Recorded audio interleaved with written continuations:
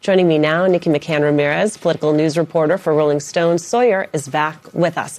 All right, I think about the map and the fact that Democrats say we got to win Georgia in order to hold this. Then they're going to pick up North Carolina. Then they start looking at somewhere like Maine. Iowa's one of those, maybe states, both because the president's numbers are not good there and because they feel they have a good candidate in Josh Turek. Are you surprised that this is where we see Obama out first? I'm not surprised. And I think it's because Iowa is a state that I think is not necessarily just overtly partisan. Iowans, I spent some time in Iowa in 2020 on the campaign, and what I have found is that Iowans are very open to hearing people out, and they're very open to assessing the landscape of what's going on in their lives and whether their lives have been improved by the people who serve them in office. And, I think right now you see both a competitive governor's race and a competitive Senate race in Iowa because Donald Trump's toxic policies are making life a lot harder for Iowans, and especially the business community in Iowa that depends on things like cheap fertilizer to make agricultural products that have been skyrocketed from the Iran war. And you have an exciting candidate in Josh Turek who's kind of bringing people out of the woodwork. And, obviously seeing him with Obama shooting basketballs, it brought out all the feels as an Obama guy. And so I think it's great that he's stepping out there and campaigning for Josh. And I think, Democrats will be competitive in both of those statewide races this year. Well, and it's a reminder of that certain attention that only a former president like Barack Obama can bring. Yeah, absolutely. And to your first point, Democrats need to be treating every maybe state in this Senate cycle as an absolute must win. So I think Barack Obama, he's still the most popular Democrat in the country. He absolutely provides any candidate he endorses or campaigns with or tweets about with an edge. I think what's interesting about having him come out in this moment is I saw the endorsement, and one of the first things I thought about is the crisis at the DNC right now.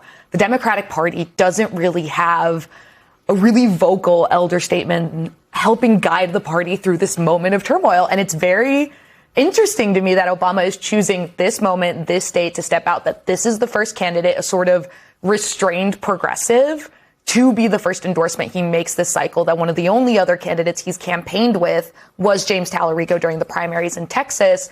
And that to me signals what kind of candidate Obama thinks is going to be successful come November. Do you agree?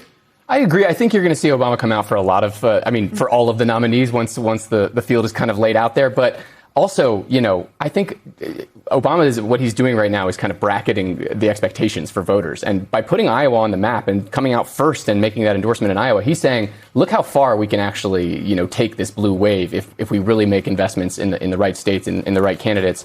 I think you're going to see similar action from Obama, in places like Alaska as well, which we're also going to be competitive in, and Texas, where, he's already made a visit and campaigned alongside James Talarico. So I think, he's kind of demonstrating to the Democratic rank and file that, a lot of options are on the table this cycle. I mean, just to underline your point there, Obama's the last Democratic presidential candidate to carry Iowa, so he still has cachet there twice. And on top of that, you have MS Now, others categorizing that current race as a lean Republican. So even just the movement towards it becoming more competitive, that has a correlation to dollars. You saw Republicans reportedly have a $500 million lead in fundraising nationwide. Can you give me a sense as a campaign guy, how much is about the cash and how much is about the national environment? I mean, I would say that in terms of that breakdown, I would put a much higher premium on the national environment and where Donald Trump's numbers are and where the economy is heading into November than I would the cash on hand for individual candidates. Of course, that money matters, especially as you head into GOTV and you want to get out on the airwaves across the state and dispel, certain oppo that's coming out against you or tell the story about your campaign and your vision. But I think more than that, it's not necessarily going to be the dollar figure that determines these races. It's going to be an organic reaction to how these candidates are performing.